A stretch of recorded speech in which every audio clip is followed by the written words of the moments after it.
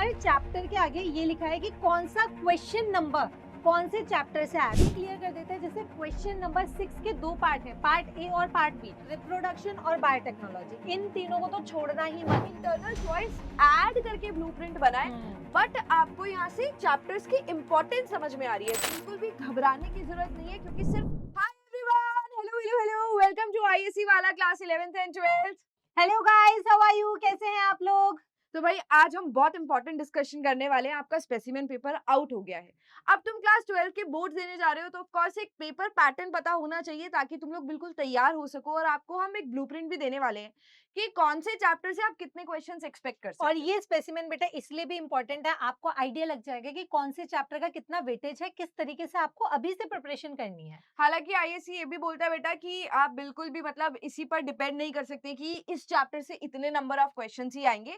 Specimen paper आपको more over paper pattern के लिए हेल्प करने वाला है। ठीक है बच्चों, तो हमने कैसे डिवाइड करा है यहाँ पर section A B C and D, right. हमने मतलब हर चैप्टर के आगे ये लिखा है कि कौन सा क्वेश्चन नंबर कौन से चैप्टर से आया। तो जब आप खुद इस पेपर को सॉल्व करोगे ना, तो आपको ये क्लियरिटी रहेगी कि भाई क्वेश्चन नंबर 18 जो है वो रिप्रोडक्टिव हेल्थ से आया है। अब यहीं तक नहीं, हमने लास्ट में इसका कैलकुलेशन भी किया मैम। हाँ, तो टोटल आपको एक इंटरनल चॉइस मिलाकर भी एक ब्लूप्रिंट मिल जाएगा कि कौन से चैप्टर से आप कितने नंबर ऑफ क्वेश्चंस एक्सपेक्ट कर सकते हो। पर बच्चों देखो, सेक्शन ए है हमारे पास, तो ये 1 मार्कर होता है मोस्टली, जिसमें MCQs and one liner questions होते हैं।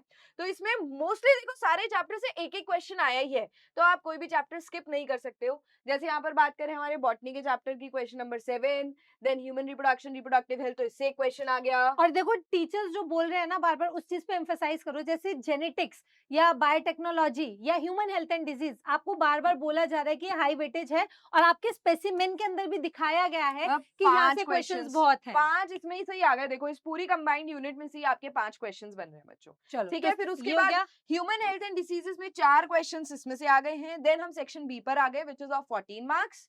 ये 2 नंबर का पर क्वेश्चन है। इसके अंदर भी बेटा हमने सबके अंदर लिखा है। अच्छा, कंफ्यूजन ना हो ये क्लियर कर देते हैं। जैसे क्वेश्चन नंबर 6 के 2 पार्ट हैं, पार्ट ए और पार्ट बी।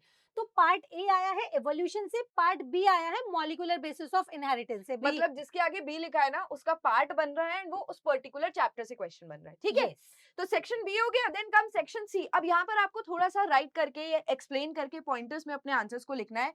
बेटा कॉम्पिटेंसी बेस्ड क्वेश्चन इस बार पिछले साल से ज्यादा है, यानी कि आपको रिकॉल वाले क्वेश्चंस, अंडरस्टैंडिंग वाले और क्वेश्चंस, कॉन्सेप्ट पे फोकस करना पड़ेगा, क्योंकि यहाँ पे ना लैंग्वेज घुमा देंगे। कभी हर उपासना मैम आ क्वेश्चन में एक जाएगी, ट्विस्ट है। कभी स्तुति आ कभी स्तुति आ जाएगी, जाएगी। कभी अनीता आ जाएगी बेटा। हाँ, तो कोई भी कैरेक्टर आ सकता है। मतलब कॉन्सेप्ट वही है जो आप पढ़ रहे हो, बट क्वेश्चन जो है ना वो आपको लैंग्वेज। ब्रेनस्टॉर्मिंग के लिए मजबूर करेगा, Yes. डायरेक्ट नहीं है क्वेश्चन। Yes. ठीक है, उसके बाद सेक्शन सी देखो, तो इसमें से आप अगर मोस्ट इंपॉर्टेंट वेटेज वाले चैप्टर्स देखो ना, तो principle of inheritance, molecular basis of inheritance, evolution से भी आया हुआ है, ह्यूमन हेल्थ एंड डिसीजेस से भी है। अगेन देखो बायोटेक्नोलॉजी एंड एप्लीकेशन, कहीं पीछे रहा ही नहीं है चैप्टर, Right. ये हमेशा ये आगे ही मैम है। 3 यूनिट, जेनेटिक्स, रिप्रोडक्शन और बायोटेक्नोलॉजी, इन तीनों को तो छोड़ना ही मत। ये हाँ। सबसे ज्यादा स्कोरिंग और हाई वेटेज यूनिट है। अब यहाँ पे भी देखो सेक्सुअल रिप्रोडक्शन प्लांट्स वाला और ह्यूमन रिप्रोडक्शन से भी क्वेश्चन आए हुए हैं सेक्शन सी के अंदर।